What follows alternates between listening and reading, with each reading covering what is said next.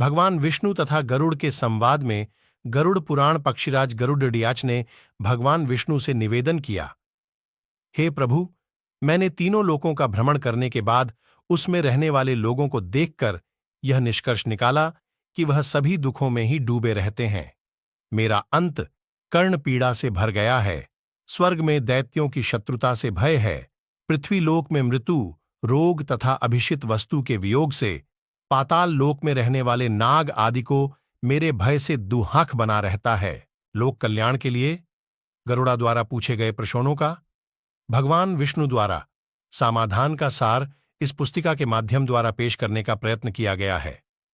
पक्षीराज गरुड़ भगवान विष्णु जी से पूछते हैं, हे प्रभु, आप यह बताने की कृपा करें कि एक, प्राणी कैसे मरता है और मरने के बाद कहां जाता है?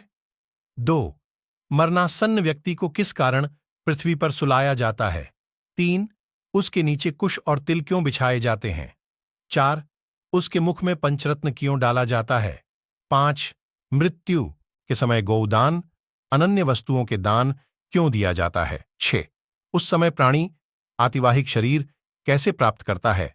7, अग्नि देने वाले पुत्र पौत्र उसे कंधे पर क्यों ले जाते हैं? 8, शव में घृत का लेप क्यों किया जाता है? 9, शव के उत्तर दिशा में यमसूतक का पाठ क्यों किया जाता है?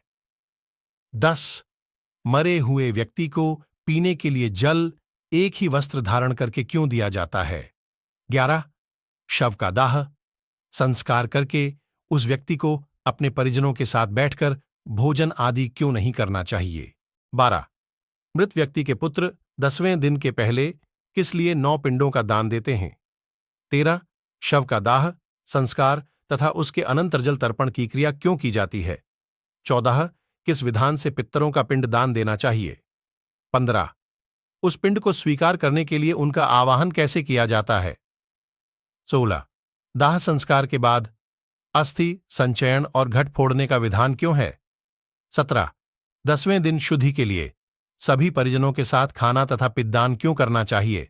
18, एकादश को पिंडदान करने का क्या प्रयोजन है? 19, 13वें दिन पद्दान आदि क्यों किया जाता है?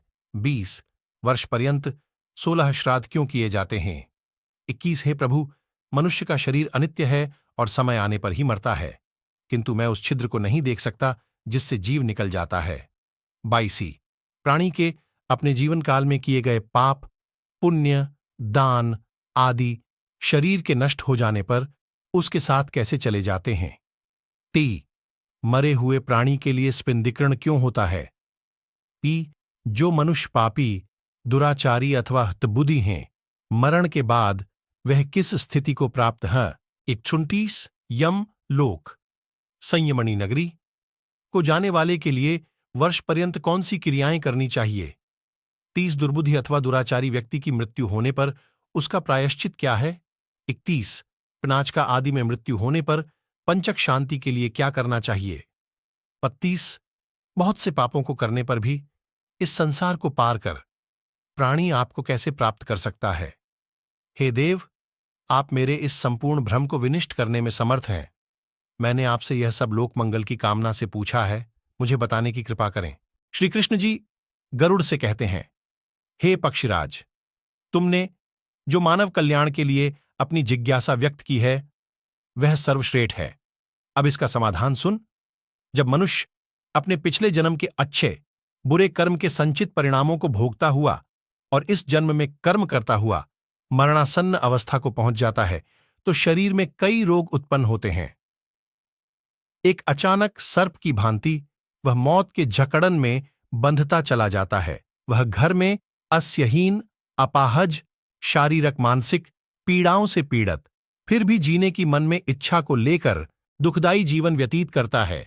जब मरणासन्न व्यक्ति की इंद्रियों का समूह व्याकुल हो जाता है, चेतन शरीर जड़ीभूत हो जाता है, तब अंतिम क्षणों में एक अलौकिक चेतना आती है जिसमें सभी लोग एक जैसे दिखते हैं। उस समय वह कुछ बोलने योग्य नहीं रहता और प्राण शरीर को छोड़कर यमराज के दूतों के साथ चल देते हैं। जब प्राण शरीर को छोड़ते हैं तो बहुत कष्टदायी होते हैं और ऐसा दर्द होता है जैसे 100 बिच्छुओं ने डंक मारा हो।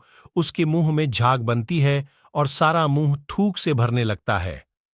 उस समय जो प्राणी दुखात्मा होते हैं उन्हें यमदूत अपने पाशबंधों में जकड़कर मारते हैं।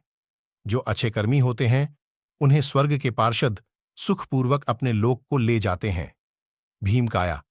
दुराकृति यमराज के दूतों को देखकर ही पापियों के मन में भय उत्पन्न हो जाता है। हाहाकार करता हुआ अंगूठे के नाप जितना मृत मनुष्य अपने घर को देखता हुआ यमदूतों द्वारा घसीटा हुआ रास्ते में अनेक यातनाएं सहता हुआ यमराज के सामने ले जाया जाता है।